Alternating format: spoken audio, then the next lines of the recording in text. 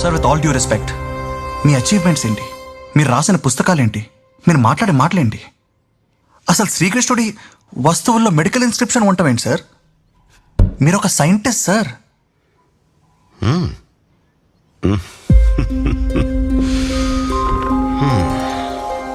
మనకి కనిపించడం లేదు అంటే మన కన్ను చూడలేకపోతోందని అర్థం, లేదని కాదు. శ్రీకృష్ణుణ్ణి దేవుడు అని ముద్ర వేసి మనిషికి నేలకి దూరం చేయొద్దు. He's biologically born and brought up on this earth. ఆయన అపార మేధ, ఉన్నత విలువలతో జన్మ తీసుకుని ఈ నేల మీద నడిచిన మనిషి. అతను చెప్పిన ధర్మం మతం కాదు, మన జీవితం.